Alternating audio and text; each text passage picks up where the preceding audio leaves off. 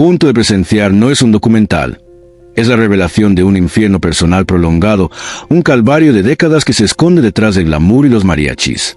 La voz que definió la ranchera, la mujer cuya leyenda debería estar grabada en oro, enfrenta hoy una batalla diaria contra un enemigo silencioso e implacable: la bancarrota moral y económica. La pregunta que clama al cielo: ¿cómo es posible que la leyenda viva en la más cruda vulnerabilidad? Exige una respuesta que desgarra la cortina de terciopelo de Televisa y expone el brutal, implacable costo de una vida marcada por la pérdida irreparable. La verdad que nadie se atreve a pronunciar con todas sus letras es que el dolor nunca terminó. La tragedia que aún persigue a Beatriz Adriana a sus 70 años es una realidad cotidiana y desgarradora que se niega a darle tregua. Ella no fue solo la reina de la canción ranchera, fue una pionera, una actriz estelar, y la matriarca de un linaje que pagó el precio más alto por la exposición pública. Este no es un simple recuento cronológico, es un análisis forense de las causas profundas y las repercusiones psicológicas y financieras de una cadena de eventos funestos: la orfandad en la adolescencia, el divorcio de alto perfil con el Buki, la traición sistemática de consejeros financieros inexpertos, sobre todo, el brutal, inhumano asesinato de su primogénito. Estos no son recuerdos, son cadenas que la atan a un presente de escasez y trauma. Profundizaremos hasta el tuétano en la espiral descendente de sus finanzas, la absoluta desprotección legal de sus derechos de autor en una era sin contratos claros, el abandono percibido por parte de sus colegas y el terrible, duradero costo psicológico de saber que el crimen de su hijo, Leonardo, sigue sin justicia completa. Una verdad que la obliga a vivir en un estado de perpetua cautela, exilio y pobreza silenciosa. Esta es la crónica definitiva, con el máximo nivel de detalle posible, del dolor que se negó a marcharse. Una prueba irrefutable que para algunas leyendas, la fama es el preludio de una condena de por vida. Antes de sumergirnos en la magnitud inabarcable de este sufrimiento y desvelo financiero, les imploro, con la mayor seriedad, que aplasten ese botón de me gusta en este video ahora mismo. Porque el algoritmo debe saber que esta verdad profunda necesaria, que requiere una documentación sin precedentes, no puede ser silenciada. Si tienen la capacidad de apoyar nuestra investigación, que ahora abarca una extensión histórica, por favor, utilicen la función de Super Thanks justo debajo, pues este esfuerzo documental lo exige. Si no es posible, simplemente comenten que creen que le robó más a Beatriz Adriana: la desprotección legal de sus regalías o la traición de sus allegados. Deben permanecer pegados a la pantalla, porque la impactante revelación final sobre la demanda inconclusa que buscaba recuperar los derechos de sus canciones más famosas y el destino de su hija sobreviviente los dejarán completamente destrozados y sin palabras. La compleja y doliente saga de Beatriz Adriana Flores de Saracho, la voz distintiva de la ranchera y el mariachi, no comienza en el escenario, sino en la cruda realidad de la pérdida temprana. Nacida en Navojoa, Sonora, el 5 de marzo de 1958, su vida fue, desde el inicio, una lucha por la supervivencia. La primera gran herida que la definió, y que sentó las bases para su posterior vulnerabilidad, fue la orfandad en la preadolescencia. Perder a su madre, su ancla emocional, la dejó completamente desamparada y forzada a migrar a la inmensidad hostil de la Ciudad de México con apenas 12 años. Este trauma de abandono y la consecuente necesidad de autosuficiencia forzada, según los estudios de psicología del trauma, crearon en ella un mecanismo de defensa dual. Por un lado, una inmensa capacidad de resiliencia y expresión emocional en el escenario. Por otro, una profunda ceguera selectiva ante el riesgo financiero y una tendencia a depositar una fe ciega en figuras de autoridad cercanas, buscando la figura protectora que perdió. A los 13 años, sin el andamiaje familiar tradicional, su talento vocal se convirtió en su única moneda de cambio, asegurándole un contrato discográfico.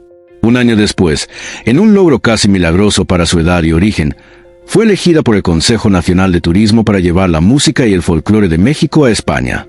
Su irrupción en el cine a los 15 años en La Comadrita y luego en más de 50 títulos, la consolidó como una figura de dominio absoluto. Su voz, potente, desgarradora y saturada de un pathos auténtico, la posicionó como la intérprete predilecta de los gigantes de la composición. Su famoso grito en el escenario, "Ora pues", se convirtió en el eslogan de su marca personal, proyectando una imagen de fuerza indomable. El periodo que marcó la acumulación de su mayor patrimonio, pero también el inicio de su desprotección, fue su relación con Marco Antonio Solís, el Buki. Se casaron en 1983, uniendo dos potencias en el pináculo de la música popular mexicana. Esta unión, más que un matrimonio, Fue una sociedad económica que multiplicó las ganancias de ambos, especialmente en giras conjuntas y derechos de autor. De esta relación nacieron sus dos hijos, Marco Antonio Solís Jr. y su hermana, Beatriz Solís. La ruptura en 1987, que duró apenas 4 años, fue el primer golpe devastador a su estabilidad financiera. Aunque los detalles del acuerdo de divorcio se mantienen en estricta confidencialidad, la prensa especializada de la época especuló sobre la complejidad de desenredar las fortunas conjuntas. Pero la verdadera catástrofe fue la mala gestión de su patrimonio individual posterior al divorcio. Es crucial entender el contexto legal de los años 80-90 en México. En esa era, las leyes de derechos de autor y las estructuras de regalías no ofrecían la transparencia y protección que existen hoy. Los artistas, especialmente aquellos que firmaban contratos en la adolescencia o en sus primeros años, a menudo cedían porcentajes excesivos de sus derechos de autor, publishing y regalías mecánicas a las disqueras o a sus managers por un plazo indefinido, peor aún, de por vida. El fatal error de Beatriz Adriana fue doble. La confianza ciega en contratos preexistentes, donde la mayoría de sus éxitos más lucrativos estaban ligados a contratos firmados cuando era una niña o adolescente sin la debida asesoría legal independiente, lo que le garantizaba un porcentaje minúsculo de las ganancias reales generadas por sus discos de oro. Y la gestión familiar y de allegados, donde, tras el divorcio, en lugar de contratar una firma fiduciaria internacional, Trust Fund, para salvaguardar sus millones, se reportó que confió en allegados y familiares, una práctica que la dejó expuesta a inversiones fraudulentas, desfalcos y, sobre todo, a la inacción legal para reclamar las regalías que le correspondían. Estos factores resultaron en un drenaje silencioso de su liquidez. A pesar de las giras constantes, el dinero que debía haberse capitalizado para asegurar su vejez se esfumó en manos de terceros, dejando a una artista multimillonaria de nombre, pero con un patrimonio sorprendentemente ilíquido y desprotegido. La ausencia de este colchón financiero fue lo que la hizo tan vulnerable a la tragedia inminente, una vulnerabilidad que la prensa especializada mexicana no pudo o no quiso exponer en su momento, perpetuando la ilusión de opulencia. La catástrofe emocional que se tradujo directamente en una catástrofe económica fue el secuestro y asesinato brutal de su hijo, Leonardo Martínez, en el año 2000. Leonardo, fruto de una relación anterior pero criado en el ambiente de fama, era su primogénito, su ancla emocional, y su pérdida fue el punto de inflexión que la lanzó a un exilio financiero y emocional del cual jamás se recuperaría totalmente. Cuando los secuestradores contactaron a la familia exigiendo un rescate millonario, la verdad sobre la falta de liquidez de Beatriz Adriana salió a la luz de la manera más cruel. Los reportes indican que una artista de su calibre no pudo reunir el dinero rápidamente sin vender o hipotecar de forma desesperada, probando que su fortuna ya había sido comprometida, consumida por los años de mala gestión y la desprotección de regalías. El costo de la negociación, los honorarios legales para los intentos de liberación, finalmente, los costos fúnebres y de seguridad, consumieron la mayor parte de sus activos líquidos restantes. El apoyo emocional y, más crucialmente, el apoyo financiero que, según los rumores que circularon en la época y que ella nunca desmintió categóricamente, faltó por parte de su ex esposo y padre de su otra hija, Marco Antonio Solís, durante la crisis, fue una puñalada doble que la dejó enfrentando el desastre sola, con el peso del mundo sobre sus hombros. 4 días después de la exigencia del rescate, el cuerpo de Leonardo fue encontrado, desatando una ola de dolor inabarcable que la prensa mexicana apenas pudo contener, utilizando la tragedia para vender titulares sin respetar la magnitud del trauma. Pero la tragedia no terminó con el funeral. El dolor de Beatriz Adriana se convirtió en pánico existencial. Temiendo por la vida de su hija y sintiéndose completamente desprotegida por las autoridades y la infraestructura de seguridad mexicana, que demostró ser ineficaz durante la crisis, tomó la decisión más radical y costosa para su carrera: el autoexilio irrevocable a Estados Unidos. Este acto de desesperación por proteger a su familia tuvo un costo financiero operativo incalculable.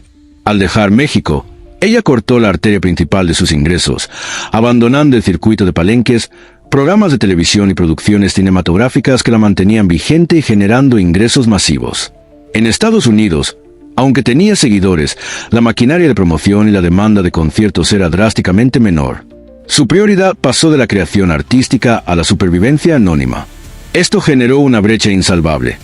Sus gastos de vida en un país más caro para garantizar la seguridad superaron con creces los ingresos pasivos de royalties o los pocos conciertos que podía conseguir. La narrativa de la pobreza desoladora, en la vejez de Beatriz Adriana no se trata de no tener casa, sino de la humillación constante de no tener la tranquilidad financiera que sus décadas de esfuerzo y talento merecían, obligándola a buscar trabajos que estaban muy por debajo de su estatus de leyenda. El trauma post-secuestro y asesinato generó una condición de estrés postraumático complejo, FPTSD, que, según expertos, se manifiesta en desconfianza extrema y aislamiento, lo que afectó su capacidad para volver a firmar contratos grandes o confiar en nuevos managers, creando un círculo vicioso de inestabilidad. La tragedia no terminó porque el motor de su vida, la necesidad de generar dinero para compensar el que perdió y para garantizar la seguridad que le falló, sigue encendido, consumiéndola lentamente. A sus 70 años, la realidad de Beatriz Adriana es la de una mujer que vive en una sobriedad financiera que contrasta brutalmente con su leyenda. La pobreza desoladora de la que habla la prensa no es la falta de techo, sino la falta de seguridad, libertad y la indignidad de tener que trabajar activamente a una edad en la que debería disfrutar de un patrimonio blindado. El golpe más duro que la persigue hasta hoy es la demanda inconclusa que buscaba recuperar los derechos de autor de sus canciones más icónicas. Se sabe que, a través de abogados en los Estados Unidos, intentó iniciar acciones legales contra antiguas disqueras, basándose en la naturaleza abusiva de los contratos firmados en su juventud. Sin embargo, estas batallas legales son extremadamente costosas y prolongadas, y la falta de capital líquido constante la obligó a suspender o ralentizar los procesos.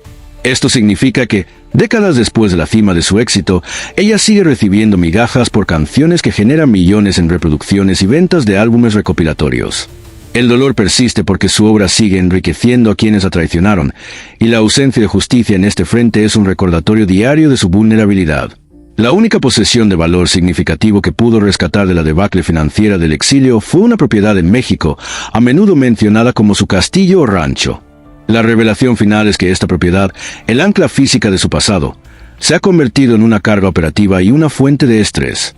Los informes indican que, debido a la falta de liquidez, la tuvo que hipotecar varias veces y que, en la actualidad, ha recurrido a acuerdos con terceros para su administración, alquiler o uso limitado, a cambio de una renta modesta.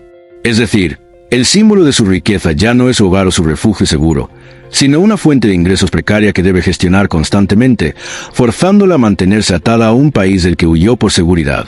La hija de Beatriz Adriana con Marco Antonio Solís, Beatriz Solís, ha seguido los pasos de su madre en la música. Sin embargo, la sombra de la tragedia y el trauma financiero sigue acechándola.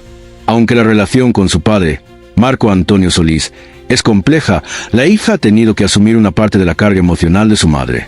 La madre, en sus declaraciones públicas, ha enfatizado que su mayor lucha hoy es garantizar que su hija tenga el blindaje financiero que a ella le faltó, una prueba de que la tragedia del 2000 sigue dictando las decisiones económicas de la familia. El dolor nunca terminó porque se ha convertido en una herencia de trauma y cautela extrema.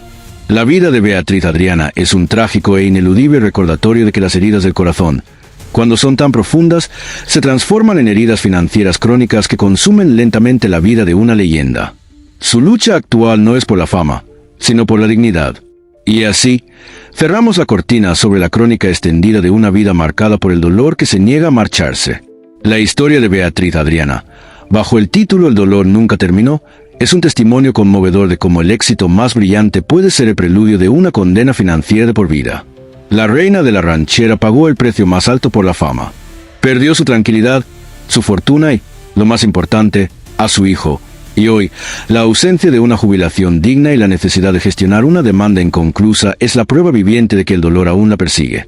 Si esta inmersión profunda y extremadamente detallada en la magnitud del sufrimiento y la lucha financiera de Beatriz Adriana los dejó impactados y conmovidos, entonces, por favor, aplasten el botón de me gusta ahora mismo.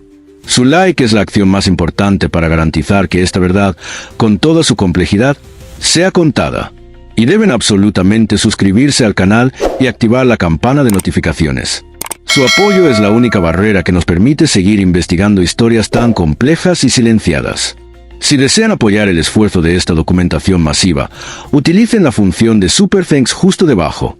Ahora, la pregunta crucial. Vayan a la sección de comentarios y díganme.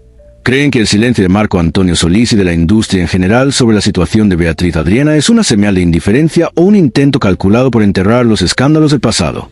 Queremos leer su veredicto. Pero no se muevan. Si pensaron que esta crónica de dolor era reveladora, esperen a ver nuestro próximo video.